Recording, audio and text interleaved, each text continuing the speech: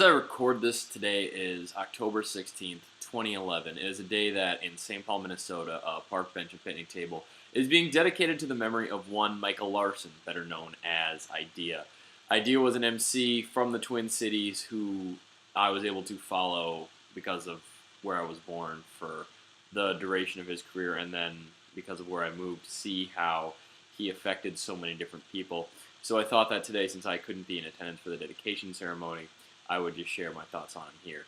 My first glimpse of Eyedea came in early 2000. I was channel surfing late one night and came across the Blaze Battle. Specifically, I came across Eydea's Girls Wouldn't Look at You If You Were a D'Angelo poster line, which drew me in. And I saw in front of me he was engaging in battles, doing everything I liked. You could tell he was actually freestyling in the moment, throwing his opponent's verses back at them, keeping things moving. And he was doing this all while a teenager, which, and I'm paraphrasing the writer Andrew Knows of Cocaine Blunts here, for our generation was the last real teenage rapper we had to relate to. Well, you look in the pantheons of hip-hop history, you had the teenagers who you can, kids our age when you got really excited about music in high school could look up to. But following like 99, 2000, you really only had like the Bow Wow and Lil Romeo types that were not legitimate and marketed exclusively for kids. And Eyedea was the one who, it was our age. Even though Eyedea and I were acquaintances at absolute best, growing up in the Minneapolis scene, I seemed so hungry for music, and seeing him all the time was a constant source of not only the entertainment, but the inspiration.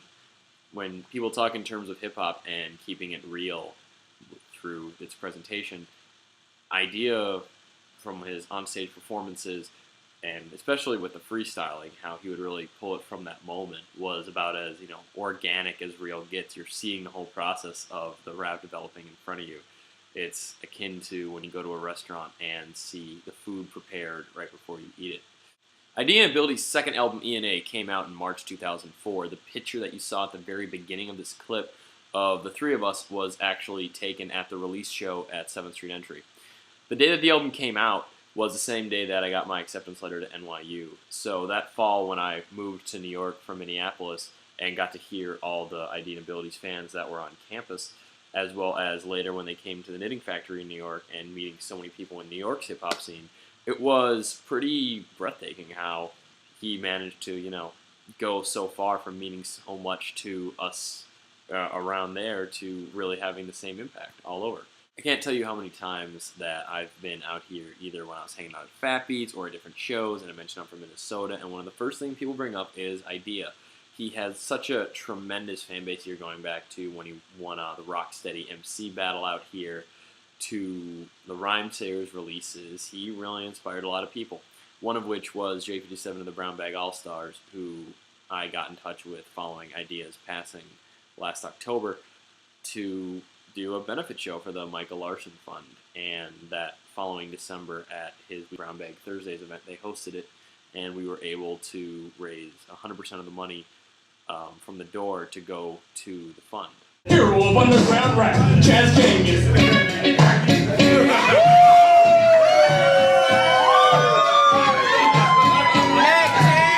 We wanna rock you! The really cool thing about that show is the only promoted individual sets on the bill were the Brown Bag All-Stars and myself, and following that, the big draw that we had to close the night was a gigantic cypher where we invited everyone in New York who Eydea's music and persona had touched to come out and just do a gigantic freestyle, and this lasted for hours. Some people who were going to have their very first time ever freestyling, some people who have been doing it for years, some who had even done it in ciphers with Eyedea all took part, and it was a great night. I think every kid who grows up in Minnesota dreams of someday performing on the stage at First Avenue. And my first time being able to perform on that stage was at the 2007 Twin Cities Celebration of Hip Hop Battles, which was my first time really battling and returning to Minnesota from New York. And immediately following winning that event was Eyedea and Abilities having their first performance in about 3 years. It was their reunion show that night. And I just remember I'd looked up to Eyedea so much in the battle circuit that made the moment all the more special. Their set that night was great, and I remember leaving the show and actually meeting Eydea's grandparents, who I got to talk a little bit about battles and performances and art, and they were just really cool people. The Monday following Eyedea's death was also the penultimate Freestyle Mondays event at Sin Sin. Freestyle Mondays is an event. It's now moved to Bar 13, where a live band plays beats, and an unlimited amount of rappers can go up as many times as they want and just freestyle cypher for the entire night. As I was making my way to it, I met up with Twin Cities rapper Marina Issa, who also has part-time residency here in the city, and we shared memories that we had of Eyedea.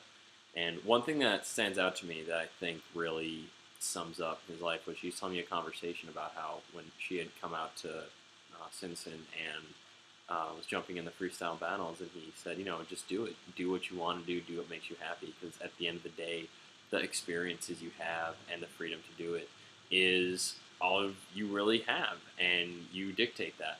And I think that really is a great summation of Eydea's entire legacy. You look at a man who was at the height of the battle rapping career, as far as I can really go. At one point, this has been validated as true. Puffy tried to sign him after the Blaze battle, and then what does he do? Goes an independent route and makes a record like Firstborn, a highly conceptual, philosophical, introspective rap record. Following that, once Eyedea came out on Epitaph, he decides to just up and leave headlining tour rap career to, once all the dates have been filled, to do rock music with Carbon Carousel and his experimental freeform Face Candy work. He really followed his path, and to quote the Bard, "To thine own self be true." He encompassed that. So it's with that I raise my glass to Eyedea. Thank you for what you've given the world. Thoughts and prayers with all the family and friends at the memorial today, and I'll still smile. It ain't all good, but it's all good enough, so I know I'm all right.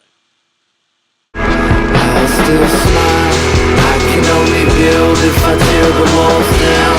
Even if it breaks me, I won't let it make me frown. I'm falling, but no matter how hard I hit the ground, I'll still smile.